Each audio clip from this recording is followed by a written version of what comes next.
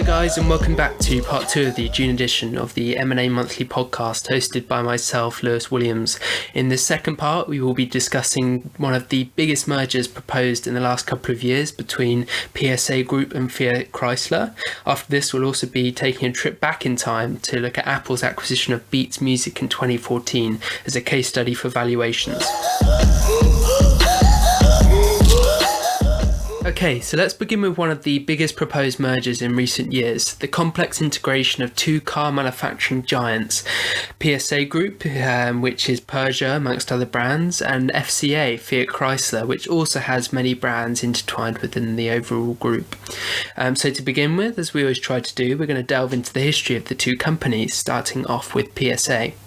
PSA Group is a French multinational car manufacturing company which derives from Peugeot Society Anonymé's acquisition of Citroën in 1976. The group's turnover in 2019 was 74.7 billion, 74% of that coming from automobile sales and 80% of those sales coming from the European market, so a key European player. Within PSA Group, other recognisable brands include DS Automobiles, Opel and Vauxhall. The company has also undertaken many joint ventures in its recent past, for example, the 2011 PSA and BMW joint force as BMW Citroën electrification. This was to develop and manufacture hybrid components, including battery packs and other hardware and software products for future hybrid vehicles, which is a key strategic driver behind PSA Group at the moment, and something that we'll touch on again later. The company was dissolved, however. This is the joint venture with BMW, only a year later when PSA aligned themselves with General Motors.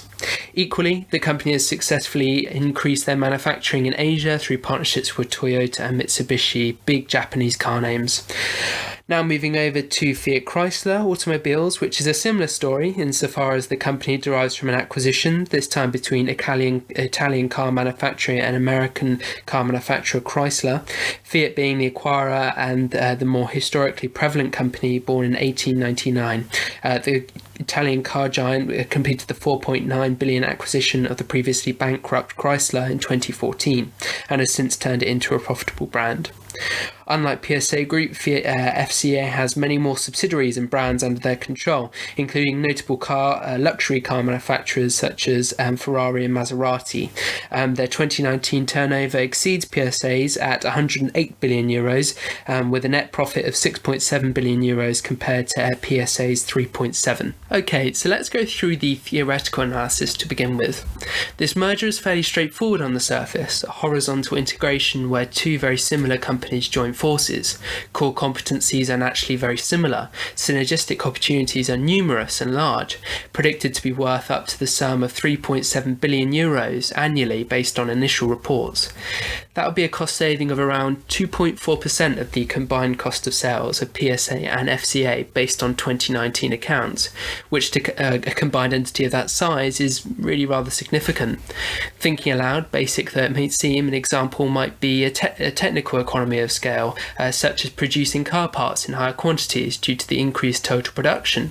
This would reduce cost per unit and lowering overall costs as a result. Further internal economies of scale could be found at the integration of management and dealerships. A dealership with 12 different brands, many of which offer different styles of cars, different price points, think DS3 and a Maserati in the same dealership, offers two very different customers to be reached within the same dealership, and thus creating an advantage for the company.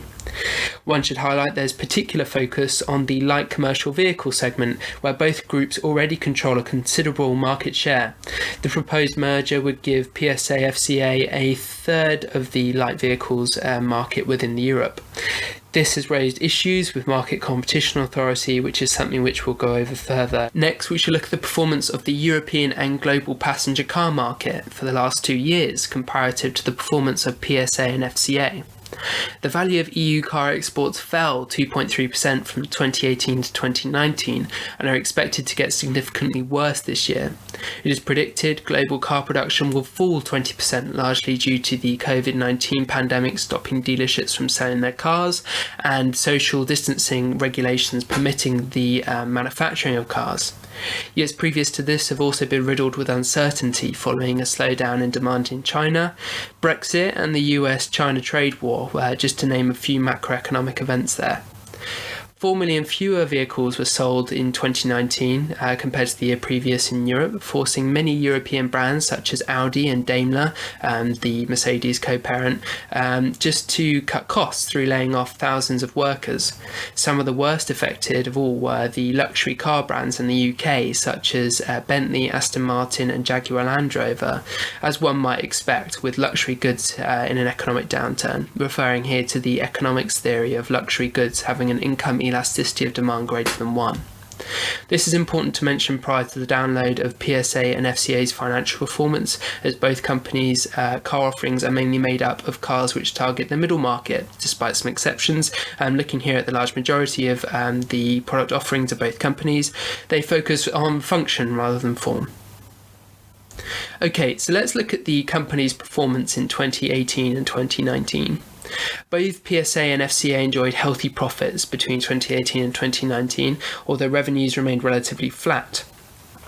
Equally, both companies are now considered to be some of the best-run car manufacturers, with much praise headed towards their respective CEOs because of their positive investments made in electronics and also their ability to cut costs. Comparable companies such as Renault, PSA's closest rival, their net income fell 99% from €3.5 billion to only 19 million, although other external circumstances must also be considered here. In terms of timing for this merger, the car industry finds itself in unprecedented times, with production and sales in the UK, Europe and US all likely to fall dramatically. This offers shareholders little confidence and hope for the future. However, strategically, PSA in particular seems well placed for future growth, focusing on increasing electric car production to reach their goal of being fully electric by 2025. Similarly, FCA looked to turn around their current loss-making car brand, Maserati, through key investments to renew and expand Maserati's product offering with a significant level of electrified powertrains.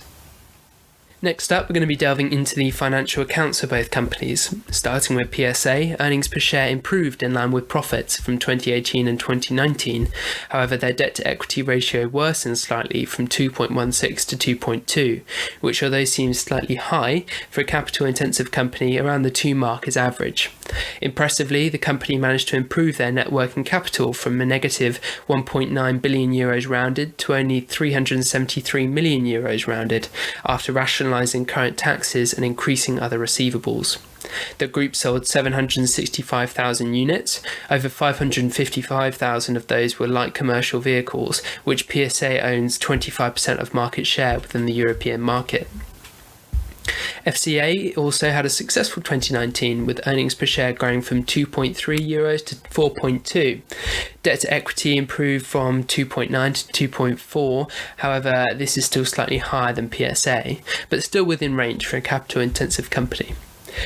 Net working capital worsened slightly as the significant new investments were made in the Maserati product offering line, but based on these strong results of profits, the board of directors recommended a dividend worth €1.1 billion was to be paid to its shareholders. Importantly, both companies have high excess cash in hand, worth a combined €33 billion rounded.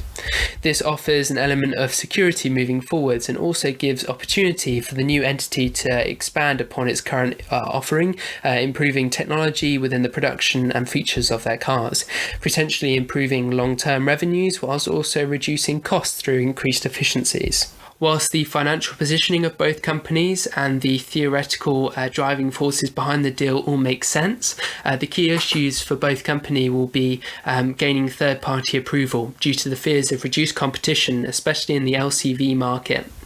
As of June 17th, EU regulators launched an in-depth probe into the proposed merger. This is the second investigation after the car makers failed to make any concessions in the first proposal. The merger would make the combined entity the fourth largest car maker in the world, and they would control a third of the European van market. EU regulators have 90 working days to finish their probe, and a decision has to be made by the 22nd of October. It is likely the deal will either be blocked or approved with conditions attached, in my opinion. Although the merger would offer many advantages to customers, offering a company the opportunity to have an entire third of a market seems unlikely. However, antitrust regulators in China, Japan and Russia have already given the merger clearance and putting real pressure on the EU to a great extent. It'll be interesting to see how this deal swings, one that we can look to return to in October, hopefully.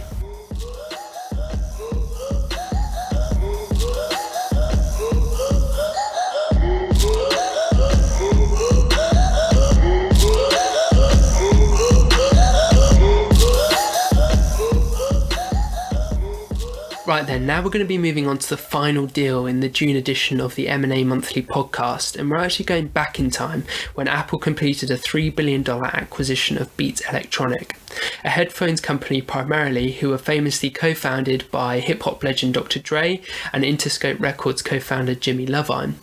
The history and story of Beats is really well documented in the Netflix series The Defiant Ones, but to those who haven't yet seen the series, the company was founded in 2006 by Dre and Jimmy, and their primary focus was to overcome the impact of piracy on music sales and the substandard audio quality provided by Apple's plastic earbuds. The company's branding and marketing was, in my opinion, some of the best we've seen in years, through use of swish packaging, a quality product, a great logo, and product placement like you wouldn't believe on the best music stars in the world. This made them an extremely popular entity come the early 2010s. So much so, in 2010, HTC acquired 50.1% shares in Beats for $309 million. This part investment was made in the hope that HTC phones would compete with the likes of Apple through associating and implementing Beats branded audio systems within their devices. Although HTC, one must add, would still allow Beats to act autonomously within this time. In January 2012, Beats and Monster Cable would cease their joint partnership. This meant that Beats would now have to employ over 150 members of staff in order to fulfill that gap. This meant that all operations were now done in-house, importantly, making Beats a far more appetising target for acquisition due to the lack of obstacle third-party and existing suppliers often have. Come September 2013, and Beats had managed to actually buy back their shares owned by HTC for a total of $275 million, split across two transactions. Later in 2013 came private equity firm Carlyle Group, who made a $500 million minority investment valuing Beats at over $1 billion. On May 8, 2014, the Financial Times reported that Apple was in negotiations with Beats to purchase the company for $3.2 billion. This would later come true, the purchase being the largest in Apple's history at $3 billion. One must note that the price did decrease slightly after the due diligence process was concluded. Prior to looking at reasons behind the $3 billion valuation, we should look into the deal structure and the reasons behind Apple's acquisition. What many didn't read into at the time was that the deal was structured so that Apple would pay $500 million for Beats Music, the streaming service app, and $2.5 billion for Beats Electronics. Beats Music had not been a great success, however it did lay a foundation for Apple to build their own music streaming platform, Apple Music, which has since been Spotify's main competitor. Tim Cook, the Apple CEO, said at the time how much he stressed the significance of the Beats Music streaming platform and how its emphasis on personal music curation rather than playlists that were selected by using algorithms was far superior. This acquisition enabled Apple to take ownership of the app and the patented features within it, which enabled Apple to adapt to the strategic shift within the way that we consume music. Compared to Apple's old model of iTunes, which requires an upfront payment to listen to any song in full, Spotify's monthly subscription fee made sense to the on-demand generation, much to the detriment of musicians. The $500 million acquisition of Beats Music can be seen as a good buy. Apple Music, its successor, now controls 20% of the music streaming service market, which is defined as Apple services on their accounts, and contributes around $12.5 billion per quarter. Well, that's actually the 2019 Q4 figure, which is around 19.5% of quarterly revenues for the company, so really rather large. Going back, if we were to have been in Apple's shoes strategies in 2014, looking at comparable companies such as Samsung and Microsoft, we would have looked behind the curve, a position Apple is not often comfortable within. Samsung and Microsoft had already made investments in wearable technology. Equally, the growth of music streaming services such as Spotify had been evident for years previous to 2014 and were seen to be replacing iTunes in years to come, again showing Apple to be behind the curve. iTunes downloads had actually fallen for the first time in a decade in 2014. Meanwhile, Beats were extremely dominant within the highly priced segment of the headphones market, controlling 64 to 70% of the market in 2012, and that sort of progressed upwards up until the point of the acquisition. Apple themselves being a luxury brand with their latest technology often toppling the records for the highest priced recording for that relevant genre of product. Thus, the two brands seemed kin, as Tim Cook would later say, and to the same target market, making branding integration rather easy. Quality always being at the forefront of Apple and Beats products. The integration of technology also became easy with Bluetooth enabling connections between iPhone, Apple Watches and potentially Beats wireless headphones or Beats Pill. As aforementioned, Beats was valued at $1 billion in September 2013 when the Carlyle Group made their investment. So how could Beats' valuation grow threefold in the space of a year? Whilst the acquisition made sense theoretically, from the perspective of valuation, many were quick to insist that Apple were overpaying. Valuation in the tech area has always been a topic of great discussion since the dot-com bubble. Valuation being more of an art than a science, perhaps it doesn't quite align with the more scientifically focused technology industry.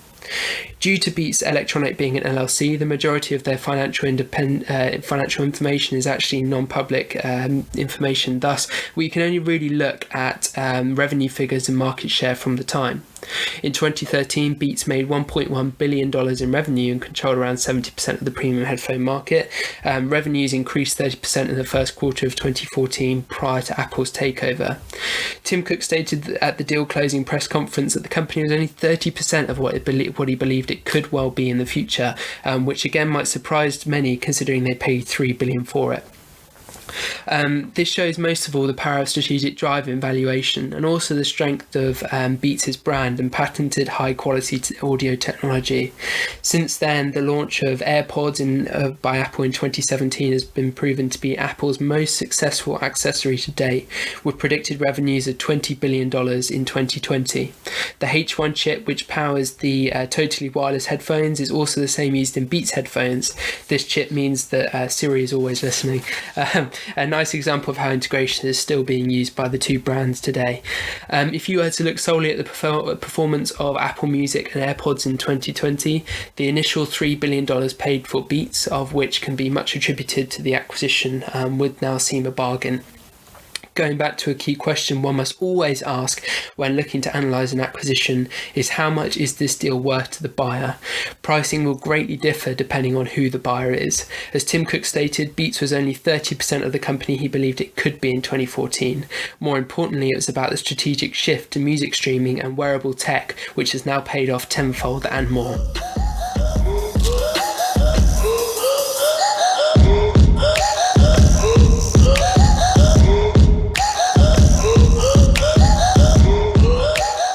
Thank you everybody for tuning in to the June edition of the M&A Monthly podcast. I hope you took a lot from it. I hope it was easy to follow and not too much. I would appreciate if you could like and subscribe if you're listening on podcasts or YouTube. More importantly, any feedback you might have would be fantastic at this early stage. To ensure I read it, please put it in the comments section or to the dedicated email channel, which is listed below. But to those listening, it's ma.monthly.pod@gmail.com. Thanks again. I hope we'll be speaking again soon in July. Hopefully then be joined by Susanna. But this episode was really rather concise as it was just myself. But I think next episode it'll be slightly longer. It'll be more of a discussion based podcast. But for now it was really just sort of just testing the waters and seeing what we thought about the layout. So yeah, any feedback would be greatly appreciated. But I'll speak to you guys soon in July. Cheers. Bye bye.